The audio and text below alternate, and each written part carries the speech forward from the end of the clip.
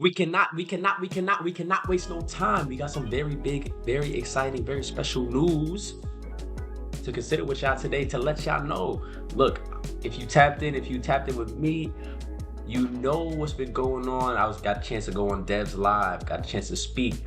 Not only that, but Coach Midrange himself reacted to the conversation me and Dev had. So we're gonna take a look at that. What I wanna do today is gonna be a little bit of a different video. It's gonna still kind of be a reaction, but I wanna break down my words. I wanna break down what I was saying to Dev in more depth so my words don't get misconstrued. Not that anybody has already taken what I said for something different. That hasn't happened or anything like that, but I just wanna make sure that there's always something clear about what I'm trying to convey when it comes to the space. So without further ado, let's get into it. But before we do it, somebody cue the music.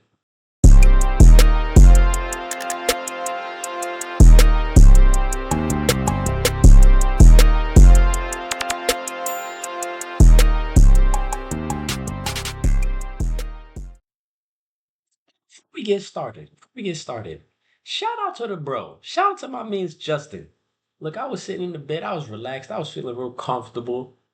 And I was on the phone with bro, and he was like, "Yo, what time are you gonna make the video?" And I was like, "Yo, bro, it's probably gonna be a little bit later. I'm relaxed." He was like, "Yo, bro, come on. You gotta lock in. You gotta make sure you're doing your stuff, handling your business, making your content." I said, "All right, bro, you right." I got up and turned on the camera. So shout out Justin for getting me out. You know what? You feeling me? Give me the motivation today. Give me the motivation. Shout out Justin. But let's get into it. Also, Coach Midrange put the speed of what we're saying in like 1.5, so it's gonna sound fast. So I'm gonna pause it after I make certain points to explain what I was thinking with that. I mean, it'd be people with bags, and nobody use it. I'm jumping. Who is this? Jumping somebody else. I'm allowing. I just want to hear what the people got to say. Yo, what's good, bro? Yo, it's me. You hear me? Yeah. So you let me know what is his voice and the way that he popped up on the screen. You guys seen that TikTok kid that does like magic tricks or whatever, Vimeo or whatever it is? He does magic tricks. That's what I thought he was. the community value the most right now? What do you want to see? What's your top 3 dream matchups? All right. Well, but first, I want to address what you were saying about why certain games aren't doing as well as other games. Like you got Skrilla, right? Mm-hmm. I think it comes. Before this, for context, Dev had made a point that he was saying he doesn't know if the scene or the community knows what they want, because games that people would imagine, you would imagine do well or would do better, people who might not have high of a ranking, their games, because of whatever the case, that's what we have to get into now, are doing better than the games that people would consider to be mainstream. So non-mainstream games are doing better than the games that are people considering mainstream, and that's kind of been something he found interesting. So I'm explaining why I think that is. Down, and this is you could even think about this in like regular basketball. You have casual. He's about to drop some knowledge. I like this. And then people who actually know what's going on in the scene actually tapped in. I feel like the casuals that are on the scene will cater more towards that style of play. Break it down some more. So he has like a home run hitter type of style of play, right? If you think about Nas is the number 1. But if you really watch his game, which I know you have, he's not overly flashy. He's like, get to the mid-range, jab 3, bully ball. Now, he is number 1, but his style of play compared to like a J. Lou, for example, or a Scar, or I might even throw Reese in there too, it's way different. What do you want to see being played more in those games? But he sells because he's the number 1. So I think when we're looking at the numbers, we're getting a combination of people who are casuals and people who are like committed to the scene, like myself or you or whoever else. So when you have people who are really committed to it, it's like, oh, we know what comes with a Zay versus Nas game. But somebody who else just likes basketball, I just want to see people play one-on-one. They're like, oh, I want to see the crossover. I want to see blah, blah, blah. Yeah. But not every game who has. Again, we made this argument earlier. Very good point. This is a very good point. And I think most people that understand social media at a seventh grade level understand this. I see some best. So with this, basically what I'm saying simply, and I don't think I have to, again, like he said, 7th grade level, you should understand it. The problem is that a lot of the time people don't listen to words for what they are, and they listen for what they want to hear. And that's the problem in the space, but that's another thing, and I'll get into that a little bit later. Basically, I'm saying you have Ryan Perella, or Bucks, that we're going to call him, but he calls himself Bucks. He has a very hot style of play that's popular, that's fun to watch. Same thing with J. Lou, same thing with Reese, whatever the case may be. Even though Nas is the number 1 player on the scene, the way he plays one-on-one basketball isn't objectively as fun to watch as somebody like that. Now, if you prefer that style of play just because that's what you like to watch, that's fine. But if you were to take a poll and say, okay, what looks better without knowing any context of who's number one or who has the leaderboards or whatever, most people are probably going to lean towards the flashier style of play. And that's all I'm saying here. The casuals in the space cater toward more flashy styles of play because 9 times out of 10 they don't know the context. You don't know the rankings. So when you see somebody get dropped off a crossover, but he might be, I'm throwing a random number, 20th on the leaderboard in the rankings, that doesn't really matter to you. But people who are invested, you see somebody who doesn't have as much of a flashy style of play, but he's number 2, number 3, number 1, number 4, whatever on the rankings. You rather see that game. You rather see him play because you want to know what's going to happen because you are somebody who's invested and know what you're talking about or know what you're watching. And he's going to have that type of play style. You feel me? Does that make So sense? what game would you say is more important for the growth of the scene then? Objectively? Based off of what you said, what do you think is important for the scene? Like, give me like 3 matchups. Is just like, all right, like Okay. this is gonna move the needle and it's gonna move in the right direction. I also got another question for you after that. Again, which 3 matchups are going to be the best growth of the scene? All of them, man. Just book all the games. All right, yeah, we're I going didn't to look think at the about it poll. like that when I was talking to Dev. We're But going to yeah, look at the poll. End poll. Oh, interesting. Look at the poll results. Nas versus Zay, 40%. Nas versus Rob, 6%. Scoob versus Rob, 1%. Or all of them. Most people just want to see all the games. Huh. Would you imagine that? Would you imagine that? There's an option to do all of them. Why is that not being brought up? Just do all the games. Just do all the games. Why do we have to pick one and say the other one is shit? I don't understand what's happening. I don't think it's a matter of everybody saying the other games are going to be trash. I think I'm going to make a point later, so I'm not going to talk too much on this. It's just a matter of kind of subconsciously, you know that they're going to take so long to put out the next game. You got to pick whichever one you feel like is your favorite, you want to see the most right now because it's going to take eons for the next big game to come out anyway. So, Okay, so if I don't want to go my opinion. I'm gonna just go objectively, right? Mhm. Objectively, I have nothing against Nas or anything like that, but I Right. feel like in terms of moving the space forward, it's always good to shake up the number one spot. So having him play the not Nas, having him play the Zay or the Rob or the whoever else would be. I guess you already play school, but having him play one of those people would push the scene forward because there's a higher chance that he might lose the number one spot. Just as much as people support him, there are more people that want to. Who is this guy? Why do we not hear more people? I can answer that for you. I'm Brother Sharp, Sharp, and we back in here for another video. Shout out Code Midrange. That's who I am. Y'all will know my face soon. Don't worry, the masses will know who I am. Argue the one-on-one scene like this? He's speaking like a normal human, and with logic. What is happening? What is that? Are we evolving? Is our 1v1 scene finally evolving? No.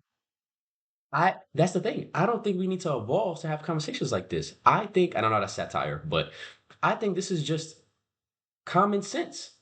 When you stop thinking about like whether you're on the scene or not, just don't think about things with bias and emotion. It's clear cut. Just because we have an opinion of something that would objectively help out doesn't mean that we're hating. People need to get that through their mind. See him get off that high hill. You know what I'm saying? So now, okay, let's just say Zay win. Now he's the number one defined, whatever the case may be. Everybody's like, oh wow, Nas just lost. Blase, blase, blase. Okay, cool. And I also think the overseas or the pro route gets a little sticky. All right, I don't know who this dude is, but he's an adult I'll tell you one more time. It's Mr. Sharp, Mr. Sharp, Mr. Sharp, Brother Sharp, Brother Sharp, Sharp, Sharp. Sir Sharp. Sharp TV. We here. human being. We are finally starting to function as like adult human being levels of intelligence. What is happening? Because you have like a whole bunch of genders with money, and I understand people want to get their bread, but like, I kind of want to go back to the point that I made about Nas. All I'm saying, when I say I have nothing against Nas, I don't. All I'm saying is, objectively speaking, to push the space forward, there are more people that want to see Nas lose than there are supporting him, right? And it's not necessarily because they're hating on him, but in the general sense of that idea. They don't necessarily say, "Oh, I want to see Nas lose." They probably say, "Oh, I want to see somebody else in the number one spot," or they might just want to see somebody else take over. It has nothing to do with him. So because there's innately a thing of you get tired of too much of something. Nas has been winning for supposedly 3 years straight. right? You think about it. Let's like get into NBA basketball. Who wanted to see the Warriors win 400 games in a row? I mean, not 400 games in a row, like 400 chips in a row. They got KD. Everybody thought it was over. Everybody thought they was going to win like 30 chips in a row, and that was it for the foreseeable future until things got changed up. And obviously they got hurt, and Kawhi ended up ending that little era. But it gets tiring after a while. Winning is good. It's great, but unfortunately, eventually, people will get tired of seeing the same person win over and over again. That's just kind of common nature. And it's two conflicting ideas because you have the fans part of it. Well, yes, he's putting on a great performance. Wow, every time he was able to get over the hump. At the same time, eventually we just want to see something different. We just want to see somebody else take over. We want to see more games. The other side of that is the player that's supposedly number one, right? Let's think about that player where he is at that point. Just because we want somebody else to be number one doesn't mean he's going to be quote unquote unselfish and give up his top spot because other people want to see him lose or want to see somebody else winning. I know I wouldn't. So we also have to understand the other side of that. Two things can be true at the same time. You know what I mean? So eh, it's just mentioned. I think at the end of the day, what it comes down to is being outside. You want to keep your number one spot? Well, how do you do that? You can sit here, and not play no games, or you can play the games. If you really want to prove yourself, play all the top people, not even necessarily pros, whatever, all the top people on the scene, and really let them know I'm better than you.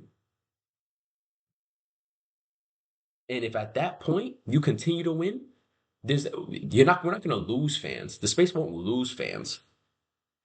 We just gotta have to deal with it until you lose. You know what I mean?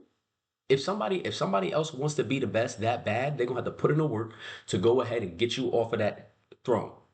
Until then, sit in the throne and relax and have a good time. You just have to pick the right pro. Like people who respect the space is people who you should go for with that, not just a big name. Because a big name come in and they think they just don't have the handout because you have this resume. That's not how it works. Like you have to respect each respective space for what it is. I feel like, but if I'm going three, I gotta say because it's buzzing right now. The Nas versus A. I think we got to do the Cam and Scoob because Cam has been wilding out. Again, if you really been tapped in, Cam's been bugging. He lost to Moon and Moon is walk down master. So like, what are we really saying about that? So those are your 1 and 2 for growth. For growth, right? And I'm just going players playing each other. I'm not talking about any overseas, no pros, right? I'm not talking about that right now. And I would say, I don't know if this would help the scene overall, but I was gonna say Rob. Actually, no. I take back the Cam and Scoob. I'm gonna say Rob and Scoob. Robin Scoob is the third biggest game. And I'm gonna say that because even though it's a rematch again, it's a trilogy. They're both completely different players than they were when they played the game that second game. And I think at that point it will solidify who's the top three. That's my opinion, right? If we're going based off of that. And you said you had a follow up question. What was the follow up question? So I kind of want to go over what I was saying about the pros and then this top three games, right? So basically, what I was saying with the pros simply is that with getting the pros on the scene, it's good for the space. But what happens is it can get kind of interesting because pros automatically think they deserve the handout of this amount of money, this game, whatever, because of my credentials in this other space. Depending on the pro, depending on your credentials, like who you are, then I understand that. Let's just say this is not going to happen anytime soon, but let's just say it was Kyrie Irving. Yes, you're going to give him whatever he wants so he like however much money, whoever he wants to play, you're going to give him those people and that much money so that you can see him play because it's Kyrie Irving. But for these people that's not as known, that doesn't really have respect for the space and that think they're just going to come in and do whatever they want, it's not like you can't just come to somebody else's realm and start demanding things because of something you did somewhere else. I feel like that's a principle that has to be like looked at here regarding pros coming into the space, and I feel like it has to be respected. I'm gonna use a Eugene for example. Eugene is somebody that has high credentials and a high resume when it comes to the basketball space, pro and otherwise, right? Eugene respects the space, but he also understands what comes with it. And he also understands the players. He understands the play style. He understands everything about it. And it allows him to come in here without a hand me out attitude, from what I've discerned. And same thing, I think we can use Archie for this example too. Granted, him and Nas had his beef, and he just thought he was gonna whoop Nas, but like that's because he had confidence in himself. It had nothing to do with him looking down on the scene or like, oh, these guys are YouTubers or they're not this, they're not that. It's just he was confident in his ability. Ultimately, he lost, but there's a certain amount of respect that he had for the scene. I think that when looking for players, you have to have people that have that same type of respect or regard for your space or for this space to come in and be participating like they have been. You know what I mean? It creates for a better environment, creates for better games, it creates for better outreach as well. So, you know? We start talking about pros, and I've seen a lot of people on the scene talking about we don't need the pros. Let's just keep it on YouTube. I never agree with that because from the jump, I always tried to make NBA versus YouTube. I always just find that idea of pros versus Joes was fire to me. Right. And my only goal starting off was just to see the pros bump too. You know, like Right. I always wanted to see NBA 1v1s. For You sure. know, For like at sure. All-Star Weekend, I always wanted that. So I'll just go back and forth because I think my whole thing, the whole idea was just like I'm looking around, I'm like, what do people want? The scene can't grow because the promotion is garbage. I agree. Well, but again, we're tearing each other down. The scene is tearing each other apart from the inside. Like the reason I'm calling this out, I did the same thing. Again, you guys can see if I'm consistent. I did the same thing when I thought TNC was moving this way with some matchups. I called them out, right? And now Dev's doing it. I'm calling out the action, not the person. I don't have an issue with Dev as a person. I have an issue with TNC, Scotty. If Davo does this, I'm going to call it out, right? To me, it's just like, and I kind of did when I talked about like we got to do a better job promoting Zay. I just think like Yes. we have to do a better job. If we want the one-on-one scene, people keep complaining that it's not growing or things aren't happening. But then we get like a Nas and Zay matchup gets close. And then we get people with large platforms and voices in the scene saying that no one wants to watch the game. Don't believe what your eyes are seeing. Don't believe. I didn't know people were saying that the space isn't growing. I feel like it is. For the I don't remember what it was called though. But the last Balls Like matchup with Archie and Nas is the headliner. So many league people popped out, even in battlegrounds in Toronto. A lot of league people popped out. The crowd was crazy. So I wouldn't say that it's not growing. I maybe the rate changes every so often. I think right now it's in like a weird limbo spot because there's been a lot of impactful games that's gone on, but it's the frequency, bro. The frequency is the issue. You get the frequency up. You know what's interesting? When starting off and making content, like somebody like myself, I have barely any following, but we're still gonna do it, right? What is one of the first pieces of advice somebody gives you? Stay consistent. Make sure you're always putting out content. Make sure you keep going. Make sure you're reaching out to blah blah blah blah blah blah. Right? And I'm not saying that these platforms aren't doing that, but I'm just saying when you look at the things that are content that people really want, why wouldn't you hold or use the same blueprint that got you the followers, the recognition for your platform that it has now, continue onto the space? Devil's advocate to myself, I know that sometimes things get a little bit more complicated as you go on. Again, just going back into money, fees for things, whatever the case may be. I know behind the scenes, the development for these events take a long time. But we're not necessarily saying we need this big, big, big event to see what we want to see. It can be simple. The production can still be good, but it can be way simpler so it's cost effective so that we get more of the content we want more often. You know what I mean? I feel like we should stick with the blueprint. Don't turn down the frequency of something just because it's gotten more popular. I don't know. Hopefully this makes sense. I know it does. Hold on one second, y'all. Let's move on. Leave your lying eyes. Is that what it is? Right. Like Right. I hear and I've seen like this whole thing where they're pushing for Zay and Nas, but like I'm looking at the reaction and the views and the buzz, comparing it to like 6 other games, and it's just like I don't know how much people actually want. I know the core fans like me, Right. I want to see it, but like The I other don't know who does the NBA cater to? The millennials, the diehard fans. Who are we catering to? You know, But I have an issue with you. What's the issue, Shano? I say the NBA caters to the casuals mostly because people who really be having those conversations, that's barbershop conversation. That people that really been tapped in, it's hard to manage. But honestly, if I'm coming from somebody who's invested in it as well, but if I was to think just at the core, okay, what do you want to see, right? We're going to talk about 1v1 matches. We're going to talk about pay-per-views. I'm not going to lie. I want to go before that. Think about, and I'm gonna throw next chapter in here as well as somebody that was doing that. City to city, we're gonna play these ones matchups. We're gonna play these threes. I remember I went to a next chapter event in Jersey when they had the one in Jersey, not the Briscoe, but it was when Eli Carter played Frigga. They had that event out there, bringing back that type of essence, whether it's balls like OTD, TNC, because everything now, I feel for most part, a lot of it is, I want to get this amount of bread. I want to do it if it's right for me, which makes sense. You don't want nobody to, jip you. Yeah, I don't know who this dude is, but he definitely. We need more of these kind of conversations and more of this type of. These are the conversations that are going to push the scene forward. When we get people thinking like this, when we put pressure on platforms with just logic. He said it, not me. He said it. This is somebody who promotes the scene. This is somebody who commentates on games in person on the scene, who has direct contact with all of these players, all your favorite players. He's talked to them. He knows them. He's seen them play. He knows what's going on. Davo, the people who was managing the scene, those people who's, as the producers, he talked to. So, like, what are we saying?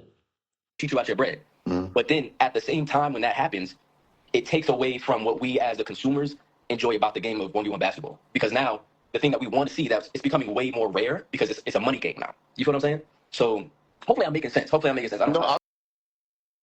Basically, what I was saying to kind of wrap this up is, let's get back to what we know and love about the game of basketball, 1v1 basketball. Think about TNC. Like I said, when they was going city to city, boom, boom, boom, we're doing this. We have get people from a different state that represented a state. Like, let's say they went to Michigan, when they did Michigan versus North Carolina or whatever the case may be, or they just did simple events between the TNC players where they pick teams, they draft teams, whatever, blah blah blah, and they go ahead play each other in different games. That was almost a game every other day coming out. You know what I'm saying? And there's more 1v1 matchups. And then let's think about it like this as well. And again, that just goes into the point of frequency. Because everything is so much politics and money now, which I get, because you don't want people to jip you out of your bread. Like I said, you don't want people to take advantage of your bread. But it's gotten to the point where we've been missing out on so much because everything is politics. I feel like everybody should just kind of be on the same page with yo, look, if we get the money, let's play. People might say that, but I don't think they own the if I'm getting the money, I play. People are turning down games. Y'all not gonna win every game, bro. That's just that's just the facts of the matter. My fault. I thought I heard something. That's just the facts of the matter. So I don't know. I think also, I'm trying to remember. No, what the heck are you doing?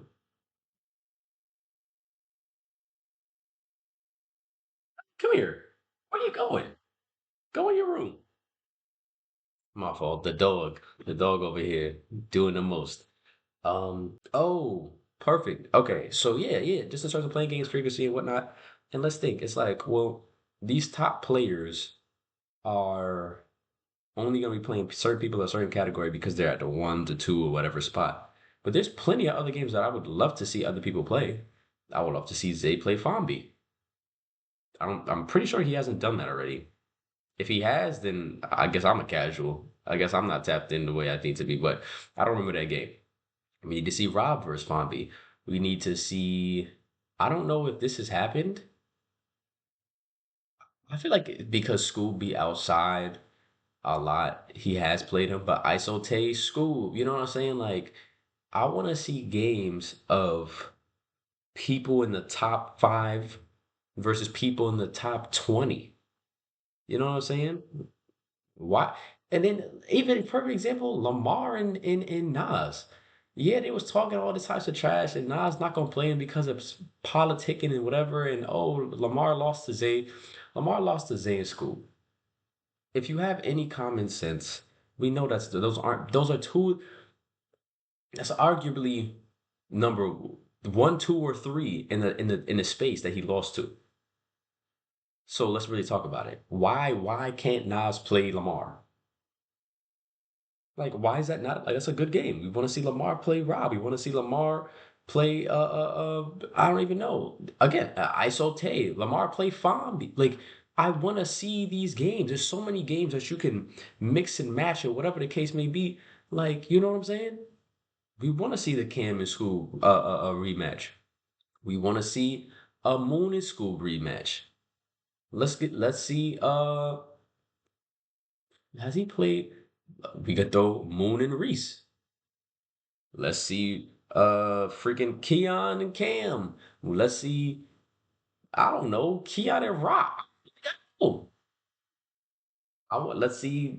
Lat and you get my point. You get my point. Lat and Rob. No. Hold on. I want to see Lat and Zay. That's good. That is good. If that game, when that game drops, if it drops, that is going to be a good game because Lat was playing pretty good defense on Zay in the threes game that they played, or if it was two, I can't. I think it was threes though. He was playing really good defense. So I want to see that game. But this is just a recurring theme, man. This recurring theme. So, but the only way this happens, and this is why it's important to shake at the number one spot, because as long as you're at that high helm on that rock on that hill, you're gonna feel like certain games are beneath you. Once you lose, it's kind of like all bets are off. You can play whoever. You know what I mean? Why is it that people will play these random people, but you won't play other people who are maybe in the top 20 in the scene? And when I say random, I don't even mean pros. Like you go to city and you play this random person, like, you know what I mean? Like I don't get it. I'll give you an example. Nas played SK. Okay. Lamar played the dude, I forget his name, but he beat him like 30-1, 30-2. Like these are random people. And I'm not saying Lamar is like ducking anybody. I know Lamar is like all smoke. But I'm just using those for example. People will play opponents like that, but then not play people who would give their name a boost in the scene. You know? I don't know. But that was let me just see if I there was understand what you're saying. I mean, but I'm just saying like numbers and sponsors and different things of that sort. It don't always make the most sense. But I hear you though, and because I just like I said, I've been on record a million times saying I value a player like Zay because he wins. Yeah. He has one loss in like however long. So let me jump somebody else in here. See what they For think. sure. Good talking to you though, bro. You too, bro. All right, family, there you have it. There you have it. It was good to be able to go over this video, be able to kind of explain to you my thought process on what's going on. Actually, at some point, either today or next week, Friday, I'm going to be hopping on Coach Midrange stream. We're going to have a conversation. We're going to talk about the things that we think would be good for the space to move forward, things that are kind of maybe a little controversial in this space. Just give our opinion, give our thoughts, and kind of just see how that conversation goes. I can't wait. I got to do a little bit more prep. Just make sure, I'm on point with what I got going on, what I got to say. So looking forward to that. But until next time, fellas, we out of here. It's been your boy, Brother Sharp, Mr. Sharp, Sir Sharp. Just remember to like, comment, subscribe, turn on post notifications, and share with your friends and family. We out this mug.